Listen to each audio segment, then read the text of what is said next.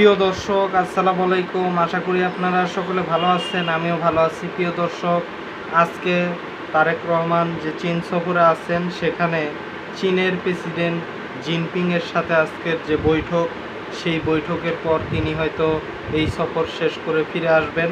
তো এই সফরের যা ফলাফল সেটা এখানে আমি যদি বলি, 17টা সমঝোতা স্মারক কিংবা চুক্তি স্বাক্ষর হয়েছে এই সফরে। তার ভিতরে 13টি সমঝোতা মন্ত্রণালয় এবং সরকারি পর্যায়ে, 3টি বেসরকারি বিনিয়োগ ও বাণিজ্য এবং একটি দলগত রাজনৈতিক স্তরের সমঝোতা স্মারক বা চুক্তি স্বাক্ষর হয়েছে। মন্ত্রণালয়ের পর্যায়ে যদি বলি, নদী ব্যবস্থা, তিস্তা প্রকল্প, মুক্ত বাণিজ্য চুক্তি, অবকাঠামো, যোগাযোগ উন্নয়ন, ডিজিটাল ইকোনমি ও গ্রিন ডেভেলপমেন্ট, মিডিয়া ও তথ্য আদান প্রদান, কৃষিখাত এবং শিক্ষা খাত, এই কয়টা বিষয়ে মন্ত্রণালয় পর্যায়ে চুক্তি হয়েছে চায়নার সাথে। আর বেসরকারি পর্যায়ে যদি বলি, শিল্প স্থানান্তর, পাবলিক প্রাইভেট পার্টনারশিপ, ব্যাংক ও ইন্স্যুরেন্স, অর্থাৎ অর্থনীতি এবং শিল্প সংক্রান্ত বেসরকারি পর্যায়ে কিছু সমঝোতা বা চুক্তি হয়েছে। আর দলীয় পর্যায়ে যদি বলি, বিএনপি বনাম সিপিসি অর্থাৎ চীনা কমিউনিস্ট পার্টির মধ্যে যে দুটি দলের, অর্থাৎ বিএনপি বাংলাদেশ জাতীয়তাবাদী দল এবং চীনা কমিউনিস্ট পার্টি সিপিসি, তাদের ভিতরে মধ্যকার যে রাজনৈতিক যোগাযোগ এবং সম্পর্ক, সেটা উন্নয়নের একটা দলগত সমঝোতা কিংবা চুক্তি হয়েছে। তবে যদি আরেকটি কথা, যে আলোচনা হয়েছে মিয়ানমার হয়ে চীনের ইকোনমি করিডোর, অর্থাৎ বাংলাদেশ থেকে মায়ানমার হয়ে চায়না পর্যন্ত একটি করিডোর, ইকোনমি করিডোর চালুর ব্যাপারে আলোচনা হয়েছে। তো সব কিছু মিলাই যদি দেখি, আলোচনা মোটামুটি ফলপ্রসূ কিছুটা, যদিও এখানে আলোচনা নাই প্রতিরক্ষা খাতের যে বিষয়গুলি, সেগুলি সম্ভবত আমার মনে হয় যে প্রযুক্তি খাতের যে বিষয়টা, সেখানেই মনে হয় এই আলোচনাটা কিছুটা আর কি নিহিত আছে। পাশাপাশি আমার মনে হয় অন্য কোনো আলোচনায় বিষয়টি আসলে অন্যভাবে আলোচনা হতেও পারে, কারণ কিছু বিষয় তো গোপন থাকেই। তবে এই বিষয়গুলি যদি আলোচনা না হয় তাহলেও কিছু করার নাই, কারণ এখানে এমনও হতে পারে যে একটি ভয় তো এখানে আছে, চুক্তি যদি করলে এই সরকার ক্ষতিগ্রস্ত হয়। তারপরে আবার এমনও হতে পারে যে না, ভারত কিংবা আমেরিকার কারণেই চুক্তির বিষয়গুলি প্রকাশ্যে হয়তো আসেনি, কিছু কিছু বিষয় তার ভিতরেই হয়তো জেটেন্সি কিংবা সামরিক প্রতিরক্ষা খাতের যে বিষয়টা, সেটা নিহিত থাকতে পারে।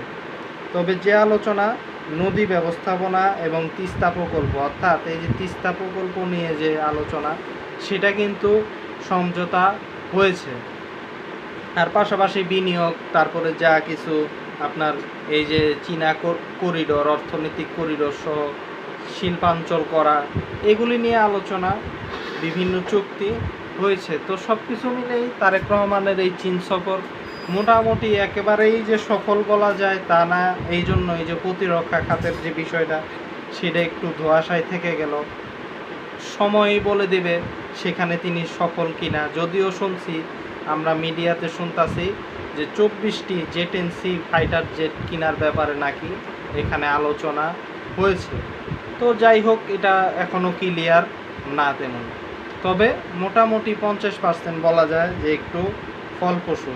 জিনপিং আবার বলছে যে আপনার মা এবং আপনার বাবার সাথেও চায়নার সম্পর্ক অত্যন্ত উন্নত ছিল, এই কথাটা তারেক রহমানকে বললেন চীনের প্রেসিডেন্ট শি জিনপিং। তো প্রিয় দর্শক, এভাবেই চায়নার সাথে বাংলাদেশের এই সফরের মাধ্যমে একটি সুন্দর সম্পর্ক এবং উচ্চতর একটি সম্পর্ক গঠন হবে, এটা বলাই যায়, এবং সম্পর্ক আরও বহুদূর এগিয়ে যাবে। এবং এখানে সমস্যাটা হবে পলাতক যারা, বিগত সরকারের সময় যারা ভারত তোষণ করে একপাক্ষিকভাবে ভারতের সাথে সম্পর্ক যারা রাখছিল, তাদের একটা জ্বালাপোড়া শুরু হবেই, তাই না? আর পাশাপাশি ভারত তো আছেই। নরেন্দ্র মোদীর ঘুম এইবার কিন্তু ছুটে যাবে। অলরেডি বলা যায় যে আমাদের প্রধানমন্ত্রী তারেক রহমান তিনি যখন চীন সফর করলেন তখন ভারতের সমস্ত মন্ত্রী এমপিদের ঘুম নিঃসন্দেহে তাদের ঘুম হারাম, এবং পাশাপাশি তাদের যে পতিত পলাতক তাদের তো আছেই। এর জন্যই তো বিভিন্ন অশান্তি তৈরি থেকে শুরু করে নানান সমস্যা করলেও অবশেষে সফর কিন্তু মোটামুটি সফল, এটা বলাই যায়। আর দেখলেন না বাংলাদেশে একজন সামান্য অ্যাম্বাসেডর রাষ্ট্রদূত, তাকে মন্ত্রী পদমর্যাদা দেয়, কত কিছু দেয়, পারলে তাকে ভারতের প্রধানমন্ত্রী পদমর্যাদা দেয়, তাতে আমাদের কিছু যায় আসে না।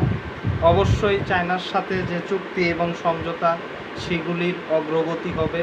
এখান থেকেই স্পষ্ট যে ভারত যতই এখানে লাফালাফি করুক, নরেন্দ্র মোদীরা যতই এখানে তৎপরতা করুক, তারেক রহমান শেখ হাসিনার মতো ওই রকম নন যে এইভাবে ভারতের কাছে তিনি ধর্ণা দিবেন। সেই হিসেবে অবশ্যই সম্পর্ক এগিয়ে যাবে, এবং ভারত যতই জলুক করুক বাংলাদেশ অবশ্যই এগিয়ে যাবে। এটাই এই সফরের মাধ্যমে একটি স্পষ্ট বার্তা দেওয়া হলো। একই সাথে আবার চায়না সফরের মাধ্যমে বাংলাদেশ এবং চায়নার যে পারস্পরিক যে লেনদেন তারপরে সম্পর্ক সেগুলিও কিন্তু আরও মজবুত হইল বলা যায়।